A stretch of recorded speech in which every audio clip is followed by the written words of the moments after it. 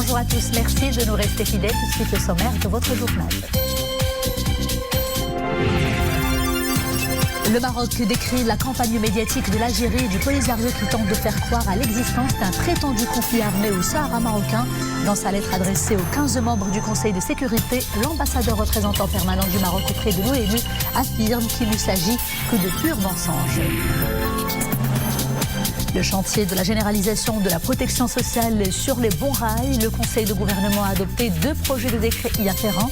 Il est question du régime d'assurance maladie obligatoire et du régime de retraite pour les travailleurs indépendants. Nos artisans M'Alem sont tout aussi concernés par ce grand chantier social dans la série de reportages que nous consacrons au savoir-faire qu'ils perpétuent. Nous irons aujourd'hui à Meknes pour vous dresser le portrait d'un maître artisan damasquineur qui exerce son métier avec dévouement et passion. C'est à suivre en fin de journal. Bonjour, l'ambassadeur du représentant permanent du Maroc auprès de l'ONU, Omar Hillel, décrit la campagne médiatique de l'Algérie et du Polisario, une campagne tentant de faire croire à l'existence d'un prétendu conflit armé au Sahara marocain.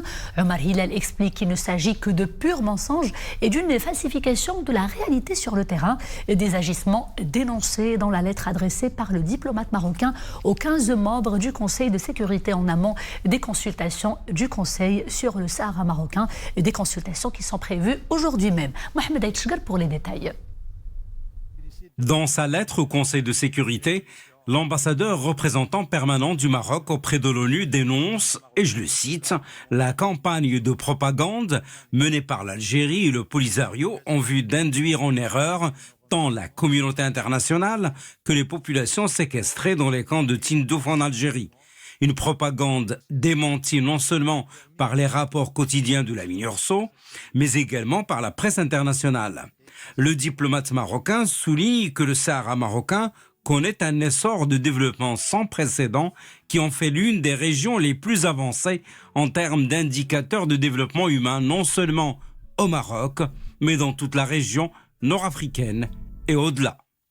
La lettre adressée aux 15 membres du Conseil de sécurité en amont des consultations du Conseil sur le Sahara marocain prévues cette journée ajoute que les populations du Sahara marocain vivent dans la quiétude et jouissent de la plénitude de leurs droits civils, politiques, économiques, sociaux et culturels.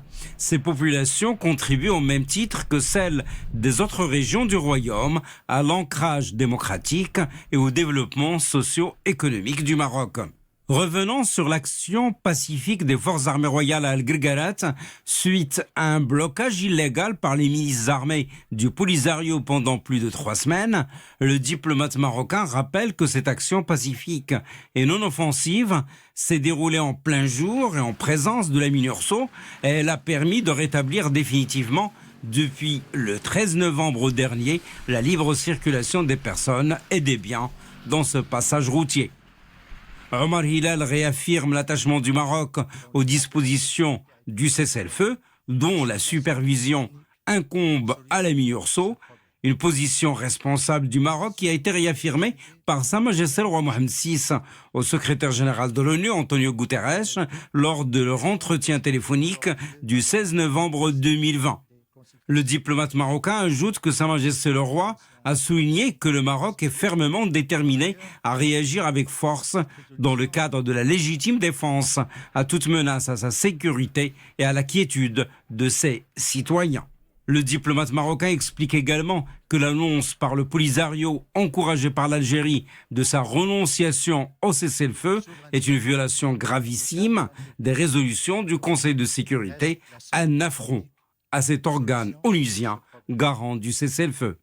Elle constitue une menace à la paix et à la stabilité régionale, accentuée déjà par les connivences entre le Polisario et les groupes terroristes dans la région sahélo-saharienne.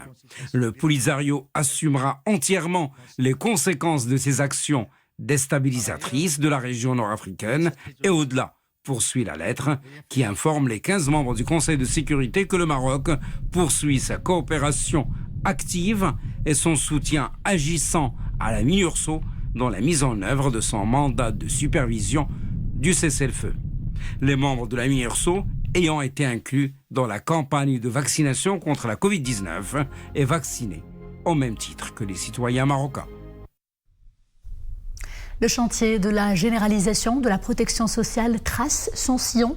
Hier, un conseil de gouvernement s'est réuni en visioconférence. Au programme, l'adoption de 2 projets de décrets dans ce sens. Le premier relatif à l'AMO, le régime d'assurance maladie obligatoire et de base. Et puis le deuxième à la mise en place d'un régime de retraite pour les catégories des professionnels, des travailleurs indépendants et des personnes non salariées qui exercent une activité libérale. Arbin Heri et Manablou. 2 projets phares au centre des travaux de ce conseil. Le projet portant application de la loi 98-15 relative au régime d'assurance maladie obligatoire de base et la loi 99-15 relative à la mise en place d'un régime de retraite pour les catégories des professionnels, des travailleurs indépendants et des personnes non salariées exerçant une activité libérale. La généralisation de la protection sociale va de pair avec le chantier de la réforme du système de santé. Appelez-lui à solliciter une nouvelle gouvernance pour renforcer les mécanismes de législation et de contrôle du travail des intervenants et à consolider la gouvernance hospitalière et la planification territoriale de l'offre de santé. تثمين الموارد البشرية من خلال رفع المعيقات التي يفرضها.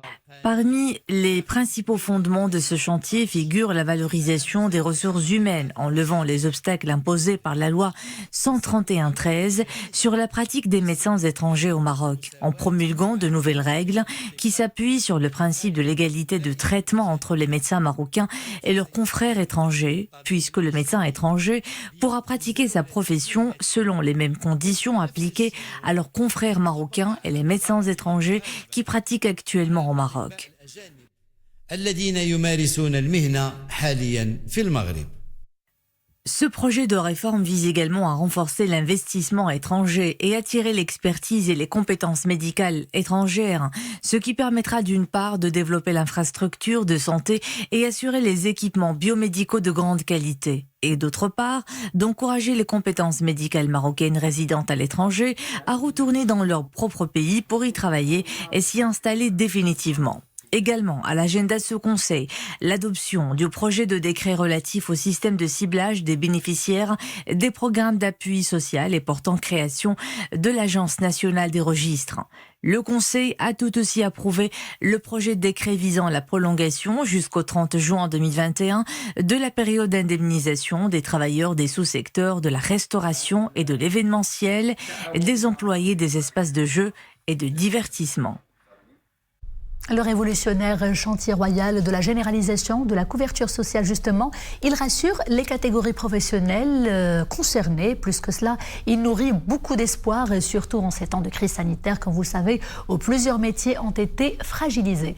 Découvrons les attentes de nos artisans Ma'allem dans ce reportage réalisé à l'espace Le Woulja à Salé par Khadija Jamali avec un récit de Nisri El Hamdaoui. L'activité artisanale tourne au ralenti pour ces maîtres potiers. Un climat d'incertitude plane sur leur métier depuis que la pandémie s'est installée pour durer. Mais l'horizon semble s'éclaircir un peu avec le lancement du projet de généralisation de la protection sociale. Les attentes sont grandes. Ce chantier de généralisation de la couverture sociale lancé par Sa Majesté le Roi, assorti du régime de retraite, est vital pour l'artisan. Il va réellement faire renaître l'espoir dans le milieu artisanal. Cela fait des années que notre métier est marginalisé. L'artisan travaille quand il se porte bien, mais une fois il vieillit, il ne peut plus être actif. Il abandonne le travail et perd sa source de revenus. Cette révolution sociale inclusive engagée dans le pays, les artisans la voient comme une belle promesse pour une vie meilleure où la dignité de l'artisan est préservée.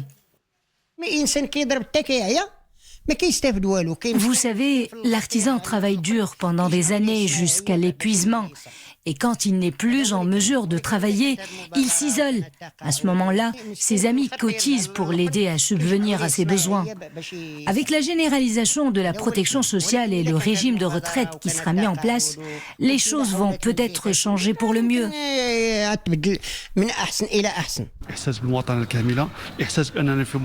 Ce chantier apportera aux artisans un sentiment de citoyenneté pleine et entière. Ils vont enfin pouvoir bénéficier des soins médicaux bien comme il faut, tout en étant remboursés. Cela va faire régner une certaine sérénité et quiétude chez le citoyen marocain. Le chantier de la généralisation de la couverture sociale pour tous, un tournant décisif sur la voie de la consolidation de la justice sociale. La couverture sociale pour tous, justement, du baume au cœur, nous le disions, pour toutes les catégories sociales qui n'en bénéficiaient pas jusqu'ici. Les agriculteurs sont également concernés. Nous en avons rencontré deux à Ouled Dlim, province d'Al Haouz. Et regardons ce reportage d'Amina Allam, Hassan Meskour, Mounia Marouche et Iman Ablou. Nous sommes dans la commune Ouled Dlim, à quelques dizaines de kilomètres de Marrakech. Nous y avons rencontré Hassan Mbarak, deux agriculteurs. Tous deux se réjouissent de bénéficier enfin de l'assurance maladie obligatoire de base. C'est une bonne initiative pour nous. Dorénavant, nous allons pouvoir nous soigner gratuitement et les frais de la consultation et des médicaments seront remboursés, ce qui n'était pas le cas auparavant.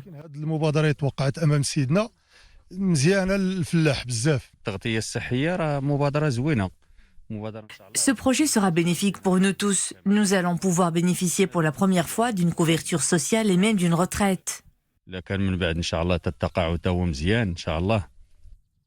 La convention cadre relative au secteur agricole prévoit l'instauration dans un premier temps de l'assurance maladie obligatoire pour 1 600 000 agriculteurs.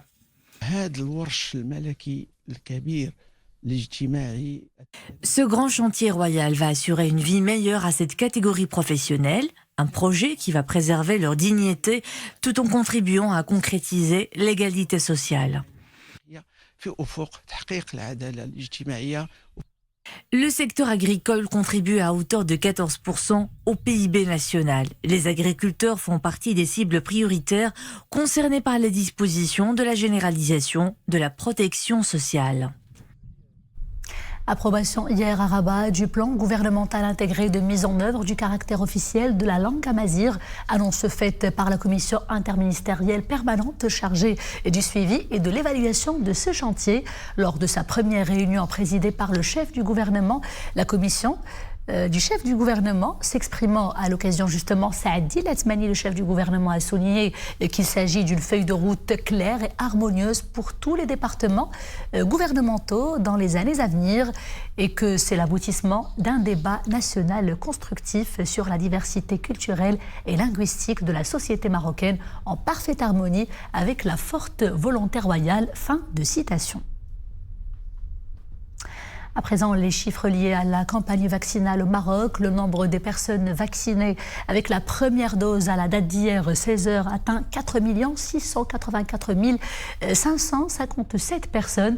Le nombre de celles qui ont reçu leur deuxième injection s'élève pour sa part à 4 193 888 personnes. Et pour ce qui est des chiffres concernant l'évolution de la situation épidémiologique, eh bien, jusqu'à hier, 16h, nous retenons 720 nouveaux cas confirmés, 625 cas de guérison et 7 nouveaux décès malheureusement. Et le nombre des cas actifs s'élève pour sa part à 4 985 personnes.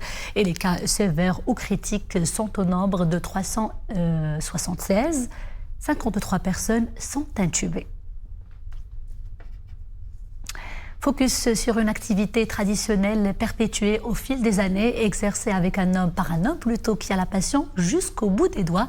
Il s'appelle Hicham Saadi et c'est un natif de Meknès. Son dada, c'est la damasquinerie, un métier hérité de ses grands-parents. Vous allez le voir dans ces images, ses œuvres sont d'une rare beauté. Un reportage signé Amin Amouri, Hafid El-Houari, avec un récit d'Oumé Marabli. Regardons.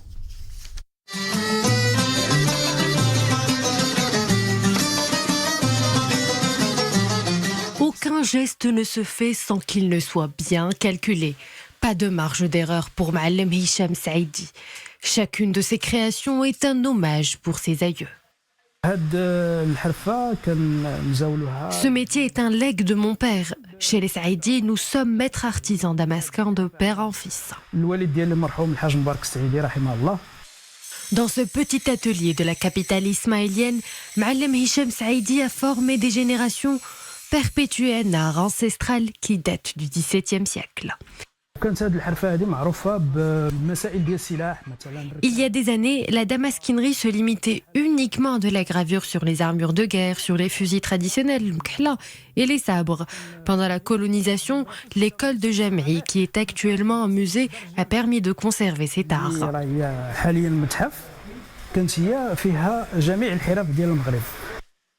Fief de la damasquinerie, la ville de Meknès ne compte plus que 10 ma'allem damasquins, un savoir-faire en voie de disparition. Le ministère de tutelle a initié un programme pour former les jeunes à cet art. Cela nous permettra d'éviter que ce métier se fane. Beaucoup de choses sont en train de se faire pour donner un nouveau souffle à l'artisanat. Comme bien des artisans, Ma'allem Hicham Saïdi espère que l'artisanat renouera un jour avec son âge d'or. Une lueur d'espoir jaillit avec la couverture sociale au milieu de l'obscurité de cette crise qui perdure. Et c'est la fin de ce journal. Merci d'avoir été des nôtres. Dans quelques instants, vous avez rendez-vous avec Nisrine Benrane pour le journal en langue espagnole. Quant à moi, je vous dis à très bientôt, toujours avec grand plaisir. D'ici là, portez-vous bien.